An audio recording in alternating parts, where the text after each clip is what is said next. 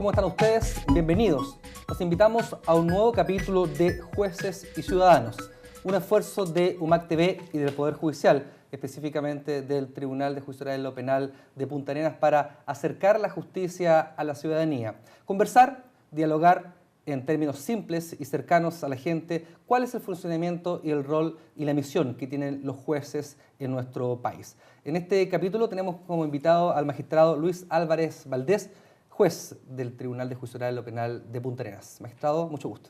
Mucho gusto, muchas gracias por la invitación a este espacio, a este programa que nos va a permitir acercarnos a la ciudadanía y mostrar cuál es nuestra labor y nuestro quehacer, que a veces lamentablemente es desconocido y no muy difundido.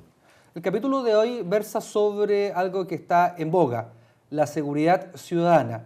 ¿Qué rol cumple el Poder Judicial? Y la primera pregunta suena un tanto introductoria, pero alberga todos los conceptos que es cuál es el rol del juez. Primero, magistrado, quisiera saber cuál es la diferencia entre el juez de garantía y el magistrado que integra un tribunal de justicia oral en lo penal.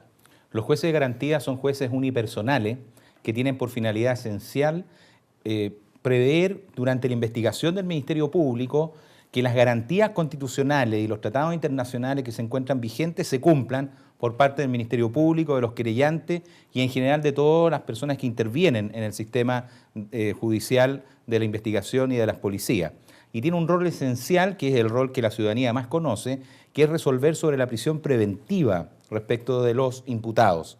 Ese es el rol que más se conoce y que ha traído también muchos comentarios cuando la ciudadanía considera que frente a un delito el imputado dejado en libertad y no se da con respecto a él la prisión preventiva. Y posteriormente el juez de garantía termina cuando el fiscal formaliza y ya dicta lo que se denomina propiamente un auto de apertura, que es el que va a dar inicio al juicio oral. Y el caso del juez del tribunal oral, de partida este es un tribunal colegiado, son 3 jueces que actúan y son los jueces del fondo, son los jueces que conocen el juicio penal propiamente tal. Se dicta un veredicto y después una sentencia en donde se contienen los argumentos absolutorios o condenatorios. Perfecto. Adentrarnos ya al tema de este capítulo. ¿Tiene alguna vinculación el ejercicio del juez, cierto, el rol que cada día realizan los magistrados de Chile con la seguridad ciudadana? Esta es una pregunta que está hoy en día planteada desde 2 puntos de vista, porque la seguridad ciudadana dice relación con una percepción ciudadana respecto de la posibilidad o no de verse uno como víctima en un delito. Y después está también lo que es propiamente los índices de criminalidad o de victimización, que es decir, los delitos que efectivamente se han cometido. El primero es como una sensación térmica, es decir, mide lo que la gente piensa de la seguridad ciudadana.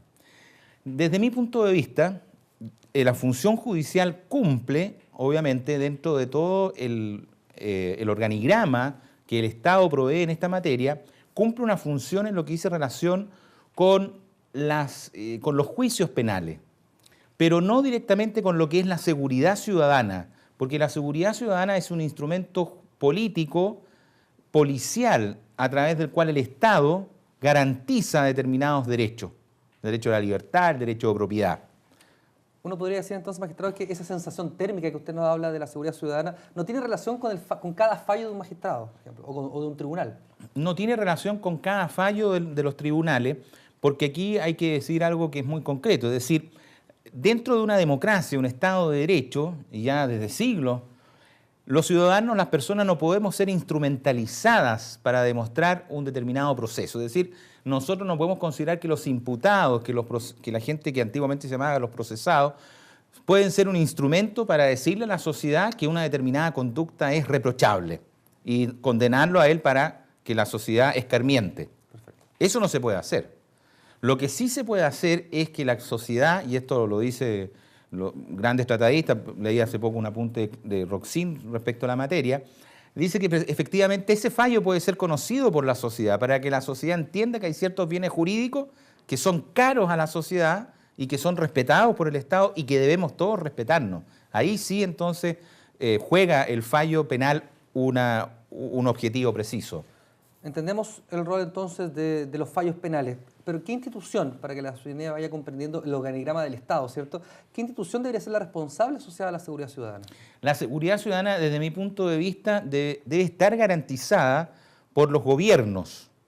Y los gobiernos tienen a las policías, que dentro de un Estado democrático como el nuestro, están reglamentadas en su ejercicio y en la forma de ejercer ese poder, de esa fuerza, porque ellos ejercen una fuerza física, una fuerza en que nosotros vemos que incluso se utilizan armamento. Entonces, la utilización de esa fuerza para garantizar la seguridad ciudadana debe ser llevada a cabo por las dos instituciones.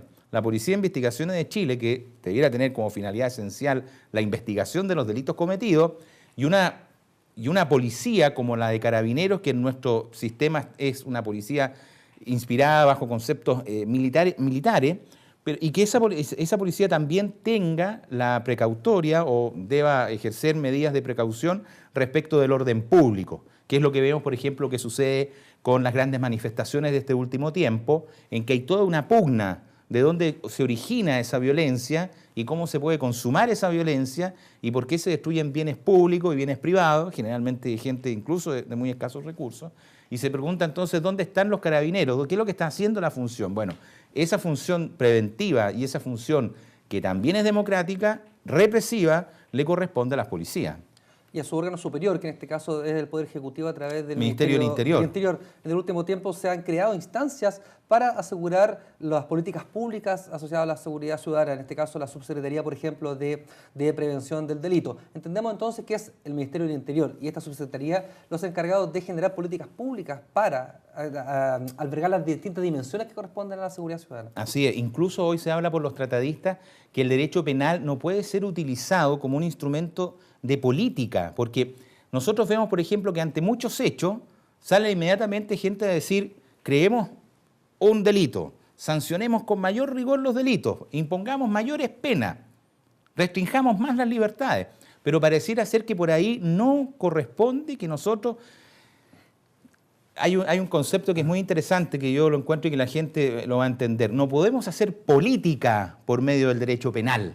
El derecho penal es para sancionar conducta y sancionarlas con penas privativas de libertad. Sí. El dolor que infringe el derecho penal, dice Roxin. A ver, lo estoy entendiendo, magistrado, pero tampoco podemos desatender que el castigo penal, cierto que usted nos ha mencionado, sobre un hecho delictivo puede marcar ciertos precedentes en la sociedad. Es así, ¿cierto? Así es, exactamente. Es decir, el propio Código Procesal Penal chileno, si uno lee en la parte de la introducción el mensaje, en los códigos el mensaje es la introducción, si uno lee el mensaje del Código Procesal Penal, va a ver que allí se dice que el juicio es público precisamente para que la sociedad conozca de la sanción a los delitos y que a través de eso, que se llama, que es una forma de fundamentar la pena, la sociedad conozca que determinadas conductas son penalizadas y muchas veces son drásticamente penalizadas. Eso sí es una labor de difusión que debe hacerse. ¿Cómo se abstrae el juez de conocer un hecho que socialmente es cuestionable, un abuso sexual, ¿cierto? Un caso de corrupción, pero al mismo tiempo usted trabaja con códigos que no son políticos, sino que son asociados al reglamento y al código? ¿Cómo se enfrenta un magistrado de la República a un hecho de este tipo? Mira, primero me gustaría hacer una inflexión, porque la gente cuando habla de derecho considera que esto es una abstracción respecto a las normas. Pero toda norma jurídica, toda ley ha sido materia de una discusión política e ideológica. Es decir, el derecho penal, el derecho comercial, el derecho constitucional, ni hablar del derecho laboral, por ejemplo, nacen en el Congreso. Y el Congreso es precisamente donde se ejerce la política, donde está la discusión ideológica. Por lo tanto, el derecho es un producto de la discusión ideológica en democracia, a diferencia que en las dictaduras, en los sistemas autoritarios, totalitarios, que los gobiernos de facto dictan normas y por eso son ilegítimas. Acá no, en una democracia, los diputados, los senadores, los congresistas, el gobierno, los ministros, en las comisiones, realizan una discusión, pero no es una discusión neutra. Claro. Es una discusión guiada por la ideología de cada uno de ellos y eso después se plasma en el derecho. Entonces, cuando nosotros tomamos la ley, yo me pregunto, y cuando escucho a la gente que dice, no, pero es que el juez tiene que ser neutral, ¿cómo aplico yo un instrumento que ha sido en su génesis ideológico neutralmente? No puedo.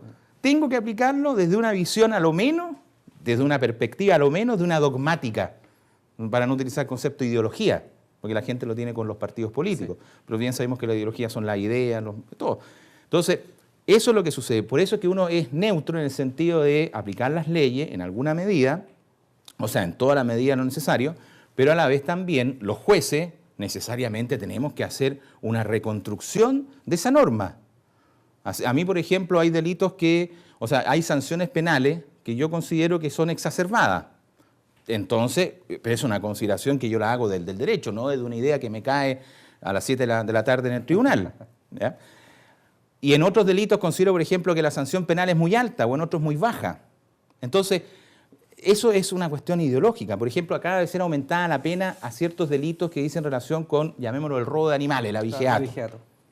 Bueno, yo puedo pensar que eso no, si voy a aplicar una sanción fuerte en robar una cantidad de ovejas, entonces debo hacerlo de una manera muy especial, porque no es lo mismo que quitarle la vida a una persona, no es lo mismo que la corrupción. Entonces, en todos esos delitos, en todas esas leyes, yo creo que lo que uno hace es aplicar un instrumento, pero que es un instrumento, que hay que decirlo, es un instrumento ideológico, político, llamado derecho. Bueno, se dice que cada código penal es la fotografía del clima político de esa época y no de otra, claro.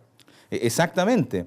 Y por ejemplo, hay leyes que nacen precisamente en un determinado periodo de la historia europea, durante las primeras 4 décadas de la historia europea, que dicen relación con cierta forma del derecho penal, en donde se crea, por ejemplo, la teoría del enemigo. Y la teoría del enemigo son todos aquellos que considera el poder que perturban una sociedad ideal. Claro. Entonces, el derecho penal es una sanción muy fuerte. Si lo que pasa es, claro, cuando estamos en la casa, cuando estamos entre los amigos, cuando hay un asado, cuando la familia conversa, todas las críticas son críticas sociales. Pero cuidado, porque cuando un juez dicta una sentencia, un tribunal dicta una sentencia, eso no es una crítica.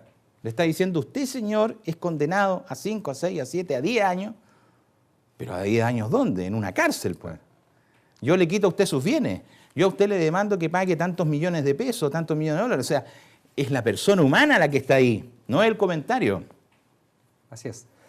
El tema de conversación es la seguridad ciudadana. Creemos que también hay múltiples factores que llevan, ¿cierto?, a esta sensación. ¿Debería el Poder Judicial, sus jueces, sus ministros, participar, por ejemplo, en equipos, en discusiones multilaterales asociadas a este fenómeno? ¿Qué cree usted? Que ustedes están todos los días con este tipo de conflicto.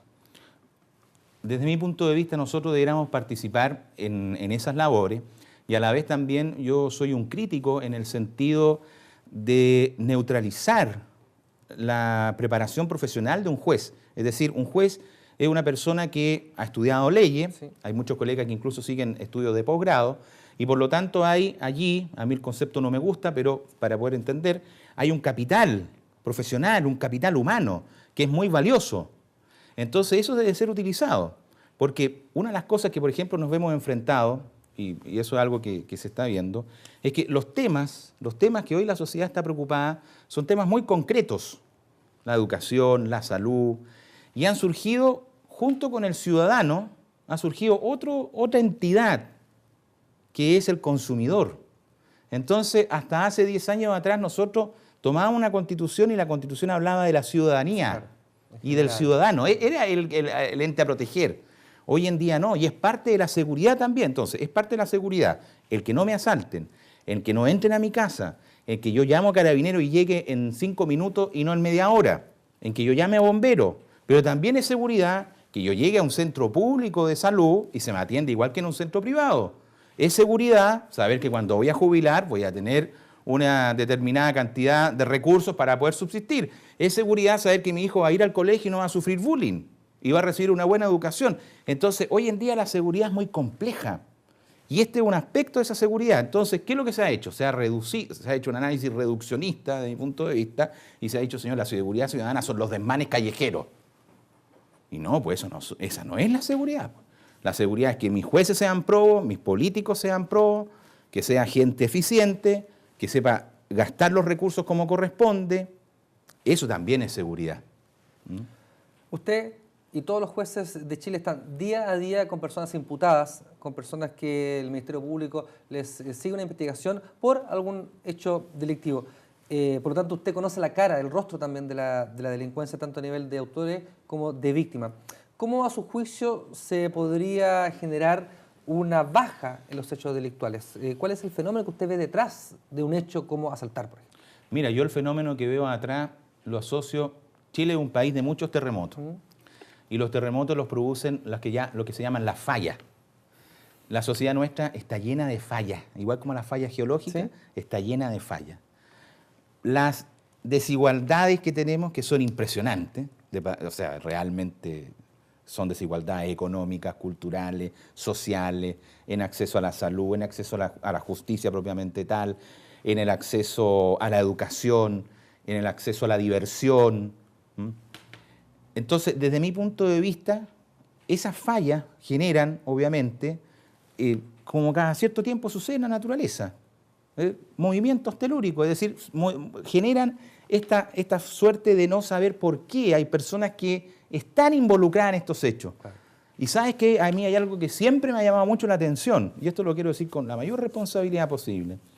Yo veo que muchas veces son personas sin biografía. Es decir, si los que estamos aquí empezamos a relatar nuestra vida es esencialmente distinta. Tenemos una riqueza vivencial espectacular y en la medida que tú vas accediendo a mayores recursos vas teniendo una mayor vivencia. En cambio, por ejemplo, hay personas que son todos parecidos. Familia desestructurada. Gran porcentaje de los padres también han cometido delitos. Falta de educación, falta de oportunidades, cero acceso al crédito. Aquí se dice la educación, sí, la educación no es la panacea. La educación no es la panacea. El banquero de los pobres, en uno de sus libros, que es indio ya, él dice, señor, eso a mí me dicen que a los pobres que hay que educarlos, que hay que... No, señor, a los pobres hay que darle crédito. Entonces tenemos una sociedad que tiene una serie de fallas y esas fallas se ven en la comisión de los delitos, se ven en personas que claramente hay una ausencia del Estado. Y en países como México, Colombia y en algunos países centroamericanos, esa ausencia, esas fallas, provocaron que obviamente existan, por ejemplo, situaciones como las maras, que son estas pandillas de jóvenes que cometen delitos gravísimos, y lugares en los cuales la policía no puede entrar, sino es la policía militarizada. Entonces, lo que está detrás es algo que es muy fuerte. Hay un texto de la editorial LOM que habla sobre la historia de la criminalidad en Chile, y la gente le llamaría mucho la atención cómo los artículos del siglo XIX, mediados del siglo XIX, prácticamente hablan de los mismos temas que hoy. ¿Por qué? Porque quedó una parte de la población sin el desarrollo. Porque la desigualdad sigue. La desigualdad, o sea, y hoy la desigualdad es peor, porque es una desigualdad que está en una vitrina. Yo no estoy diciendo, para dejarlo muy claro, que sea una eximente, ni siquiera un atenuante de las responsabilidades penales. No estoy diciendo eso. No está considerado en ninguna parte, claramente. Exacto. Lo que estoy viendo es que algo tiene que haber detrás de este fenómeno. Algo tiene que haber detrás de esto, que sean tan altos los índices de criminalidad y que siempre sean de un sector social, generalmente. Entonces dicen, no hay que estigmatizar a los pobres. No, si no es un problema de estigmatizar a la gente pobre. Es un problema de darnos cuenta que lo que tenemos que hacer es tener una sociedad que sea a lo menos un poco más horizontal, o sea, con mayores posibilidades de igualdad social.